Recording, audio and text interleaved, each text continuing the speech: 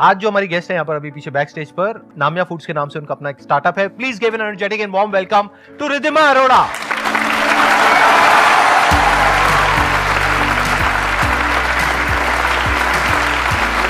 It's amazing to see you. Good to meet you. Please आइए, बैठिए जी आप लोग।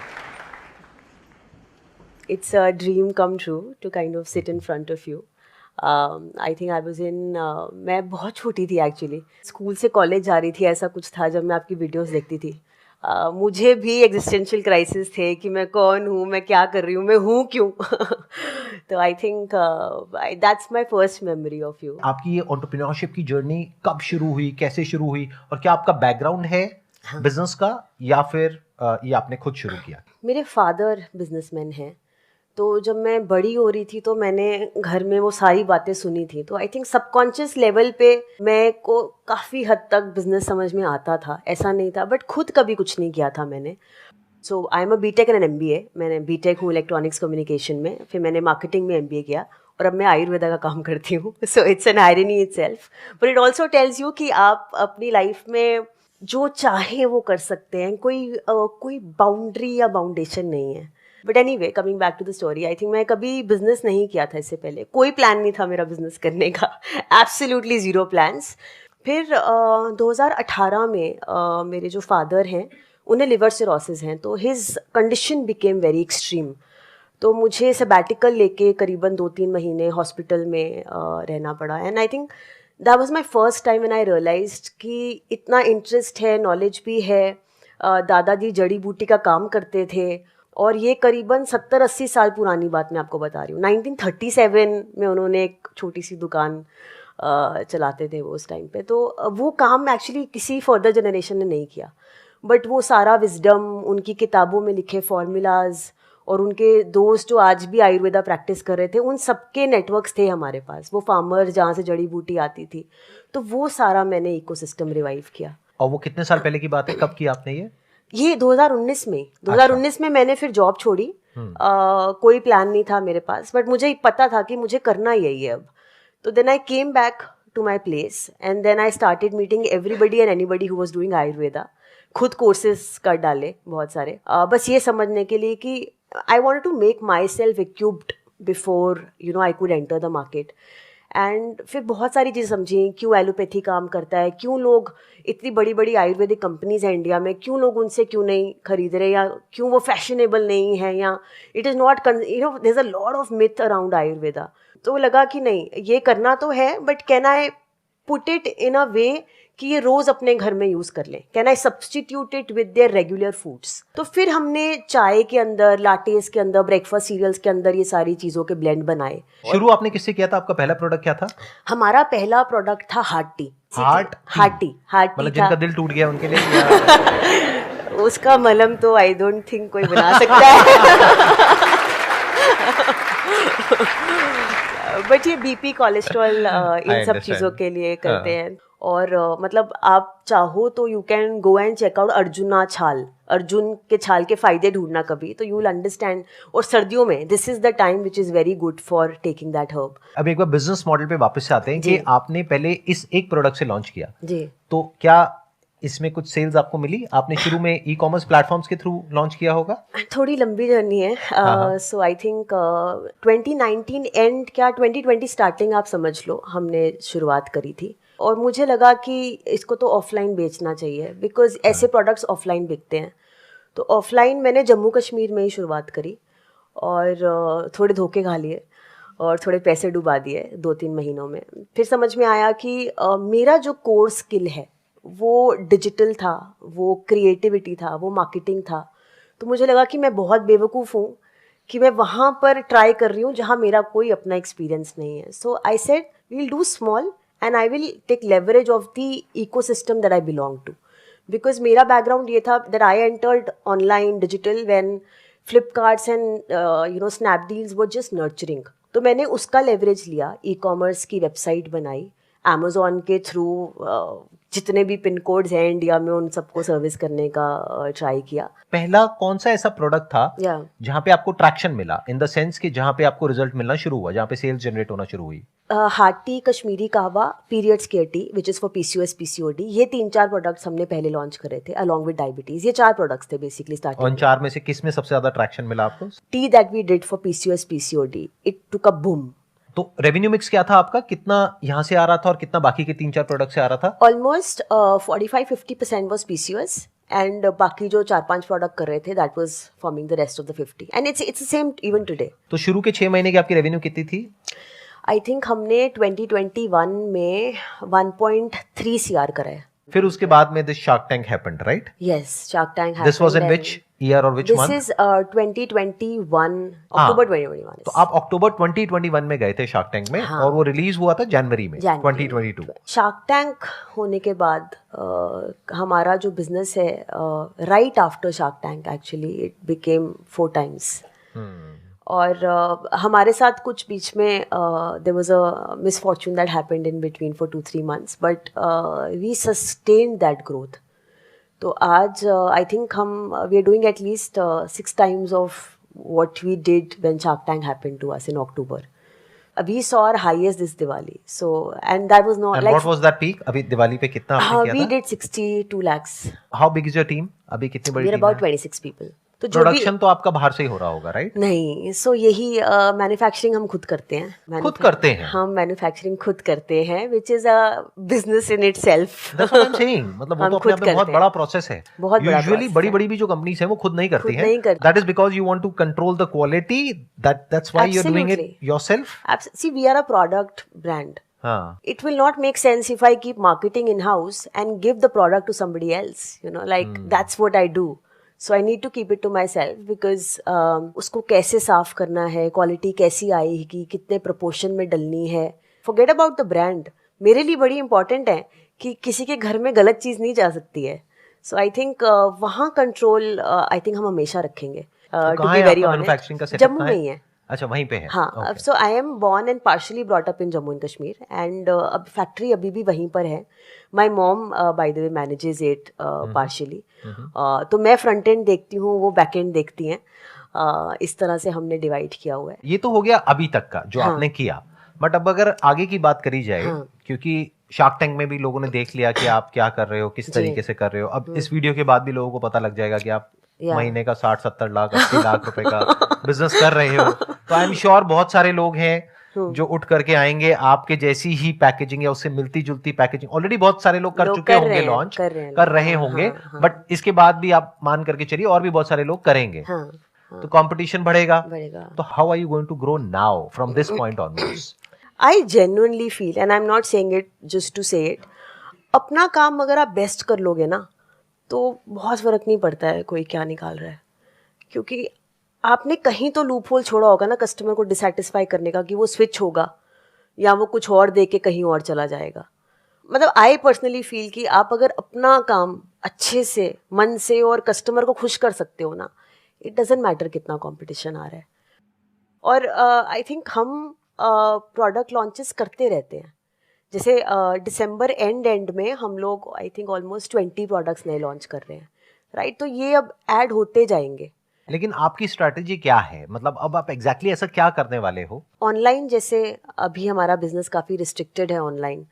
Very recently we started with pharmacies, right? तो अब आप हमें देखोगे एयरपोर्ट्स पे, फार्मेसीज पे, प्रीमियम रिटेल स्टोर्स पे।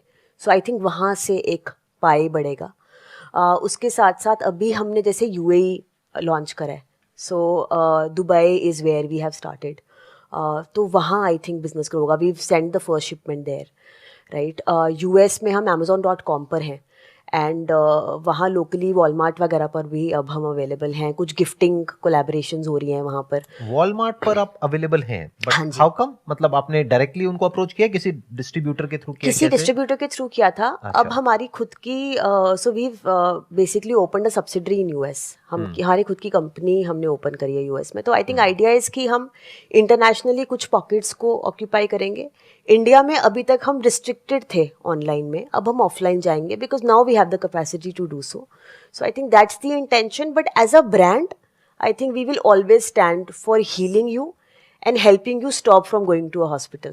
आपसे बात करते करते ना मेरे माइंड में एक आइडिया आ रहा है, मतलब from the other side, may be ये आपके काम आए ना आए व्हाटएवर, तो मैं वैसे ही सोच रहा हूँ, आई एम जस्ट थिंकिंग कि अगर मेरे को ये पता लग जाए कि इतने आपके कस्टमर्स ने, नंबर ऑफ कस्टमर्स ने इस प्रोडक्ट को लिया, इसमें से इतनों ने मान लो 50% ने पॉजिटिव रिव्यूज दिए, 40% ने रिव्यूज नहीं दिए और 10% ने नेगेटिव रिव्यूज दिए। पॉजिटिव के ये रीजंस हैं, नेगेटिव के ये रीजंस हैं, और 40% जिन्होंने नहीं दिए उन्होंने नहीं दिए। बट ये पूरा का पूरा डेटा अगर मेरे पास में निकल करके आ जाए और ये डेटा ट्रांसपेरेंट हो जाए, तो I think that could be a very big turning point और differentiation from the standpoint of a customer. ये तो आप अच्छे से दे रहे हो, मुझे कहीं नहीं भी अच्छे से मैं तब भी उठा लेती हूँ आइडिया। अच्छा, ओके, हाँ, क्योंकि वी हैव टू थिंक, मतलब we in the sense you have to think कि हम क्या ऐसा कर सकते हैं जो हमको बिल्कुल अलग कर देगा बाकी सबसे, not just in India but across the globe. पूरी दुनिया में एकदम से एक इंसान कहे कि अरे ये क्या है, ये तो कुछ अलग ही है, ऐसा तो हमने पूरी दुनिया में नहीं देखा। I'm also thinking through now कि अच्छा आगे क्या करेंगे। Right, because the thing is कि इसमें अपॉर्चुनिटी बहुत बड़ी है कि अगर आप सिर्फ इंडिया को छोड़ करके पूरे वर्ल्ड को अगर टारगेट करते हैं तो अपॉर्चुनिटी तो बहुत बड़ी है। लेकिन क्या कोई ऐसी ऑर्गेनाइजेशन है जिसको पूरा वर्ल्ड जानता हो और वो इस पे ठप्पा लगा दे कि it works, not you, not me, not a few testimonials, not a few reviews, क्योंकि आप कहते हो हमारे 20,000 प्रोडक्ट बिके, बस जा करके रिव्यू देखा तो 40, that is not that big a deal. वो 40 नकली भी हो सकते हैं, एवरीबॉडी अंडरस्टैंड्स दैट। तो अगर कोई थर्ड पार्टी उस पे स्टैंप लगा दे कि ये जेन्युइन है और ये डेटा है जो डेटा कह रहा है, इतने लोगों ने रिस्पॉन्ड नहीं किया, इतनों ने रिस्पॉन्ड किया, जितनों ने रिस्पॉन्ड किया उसमें से इतनों को फर्क पड़ा तो इतना परसेंट पड़ा, तो सामने वालों को एग्जैक्ट समझ आ जाएगा what is it that we are getting into. तो इंसान कहेगा अच्छा 500 रुपए का रिस्क है ना, बट पॉसिबिलिटी क्या है इसके काम करने की, अराउंड 20%, नॉट बैड। एक्चुअली आज भी काफी लोग रिव्यू पढ़ के ही आते हैं। राइट, हाँ, तो I completely agree with the point. Actually, we just need to structure it well. Right, structure it well and do it in such a way कि और कोई ना कर सके। जैसे अगर मेरे को एक आपकी जैसी कंपनी खोलनी है तो रिव्यूज मेरे लिए लाना कोई बहुत बड़ी बात नहीं है। There are ways, सीधा उल्टा बहुत सारे तरीके हैं कि रिव्यूज आ जाएंगे, और जो आपके रिव्यूज हैं उनसे अच्छे भी आ जाएंगे। Correct, absolutely. और आपके खराब भी कर सकते हैं हम। करे लोगों ने ये भी किया है, on Amazon people have done that to us. So of course we see it every day. क्या कहना चाह रहा हूँ, तो कुछ ऐसा हो सके जिसका कि कोई तोड़ ना हो, इस तरह से एक ऐसा बिजनेस क्रिएट किया जाता है, एक ऐसे बिजनेस में जो कि बेसिकली एक कमोडिटी बिजनेस है, क्योंकि यहां से आपने खरीदा बेचा, उसमें एक ऐसा वो हो सकता है जो कि एक ब्रांड प्ले हो जाए, यानी कि एक ऐसा ब्रांड बन जाए that people start knowing this segment of herbal tease by your brand.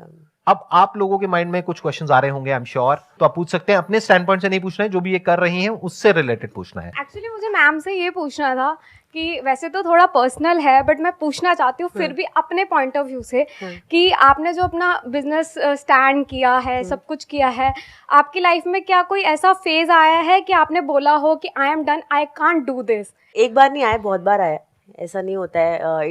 It isn't all glamorous.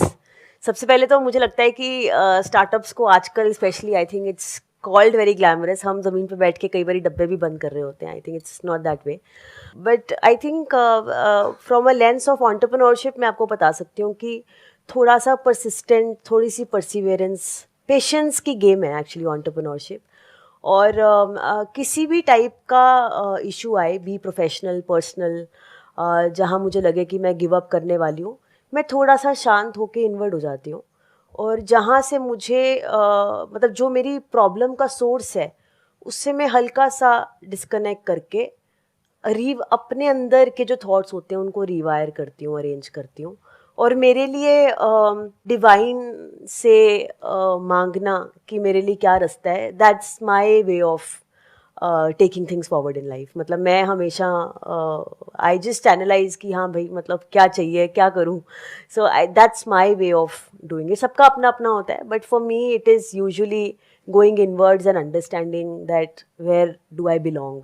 आपको मैं शार्क टैंक से भी पहले से फॉलो कर रहा हूँ, जो आपकी योर स्टोरी पे आर्टिकल आया था 6 months I think it was. या तो मैम आप, मेरे को इनके एथिक्स बहुत पसंद आए थे कि आप मतलब, क्योंकि मैं और भी सर्च कर रहा था ब्रांड्स और D2C के अंदर, वो स्टार्ट तो एकदम वो ऑर्गेनिक और उनसे करते हैं, ओरिजिनल से, लेकिन एक बार जैसे ही मान लो सोशल मीडिया और पे इन्फ्लुएंसर्स बोल देते हैं कि ये सही है इनके इंग्रेडिएंट्स, और बाद में वो चेंज कर देते हैं, मतलब कॉस्ट कटिंग करने के चक्कर में या कुछ भी, और ऑर्गेनिक के अंदर भी वो फिर मतलब मिलावट और बहुत वो कर देते हैं। तो ये एथिक्स वाला जो होता है, ये मतलब क्या थॉट प्रोसेस रहता है कि हम एथिक्स पे स्टिक रहे? आई पर्सनली बिलीव कि हर किसी को भगवान के घर जाना है इसके बाद, तो अच्छा मुंह लेके जाना चाहिए। बट मेरे लिए आई थिंक आप देखो, कुछ भी करो कुछ फ़र्क तो पड़ता नहीं है, राइट? या सारी चीज़ें आपकी अपनी इंटरनल होती हैं, पर्सनल होता है आपको, यू नो, लाइक मैं पर्सनली कुछ चीज़ें नहीं कर सकती और पर्सनली कुछ चीज़ें करना चाहती हूँ, राइट? अब हर इंसान ग्रे एरिया में होता है, right? Nobody is black and white. But मुझे शायद रात को नींद नहीं आएगी अगर मैं ऐसा करूँगी, तो मुझे रात को नींद चाहिए। तो आई थिंक मैं आपका अपना होता है, I think this is very personal to me, and सबका अपना अपना एक बेसिक फंडामेंटल वैल्यू होता है। मेरे लिए है कि झूठ नहीं बोलना, जैसे मेरे लिए है कि गलत किसी को नहीं देना है प्रोडक्ट, तो I think it's your personal thing basically. आपको क्या करना है क्या नहीं, ये डिसीजन आपको लेना है। मैं क्या कर रहा हूं, ये क्या कर रही हैं, आपको कुछ नहीं पता है। कोई भी दुनिया में क्या कर रहा है आपको कुछ नहीं पता है। यहां पर कोई आए हैं, गेस्ट आए हैं, वो अपने मुंह से अपनी बहुत तारीफ कर रहे हैं, मान लेते हैं, तो इसका मतलब ये नहीं है कि वो बहुत अच्छे हैं। दुनिया उनकी बहुत तारीफ करे, इसका मतलब ये नहीं है कि वो बहुत अच्छे हैं। हो सकता है अंदर से उनकी नीयत खराब हो, बट दुनिया ये समझती हो कि अरे ये तो बहुत ही बढ़िया आदमी है, व्हाटएवर। आपको नहीं पता सामने वाला कौन है, क्या है। ये बातें समझ आ रही है? आई डोंट थिंक आ रही है। मैं आपको एक सीधी बात बोलता हूं, नो बकवास। जो लोग आपके दिमाग में बैठे हुए हैं ना, सोसाइटी की अगर मैं बात करूं कि ये बहुत अच्छे इंसान है, अगर मेरे स्टैंड पॉइंट से देखोगे तो मैं किसी का नाम नहीं लूंगा, लेकिन हो सकता है वो इंसान बहुत ही घटिया इंसान हो। अगर मैं उसको एनालाइज करके आपको ढंग से बताऊं तो आपके पैरों के नीचे जमीन निकल जाएगी। आप कहोगे अबे ये क्या हो गया, ये तो हमारे लिए आइडल थे कल तक, ये आप क्या कह रहे हो इनके बारे में? I agree actually. Thank you so much for coming, Thank you so much for inviting I am me. Sure आप लोगों को बहुत कुछ सीखने को मिला होगा इनके एक्सपीरियंस से। Thank you.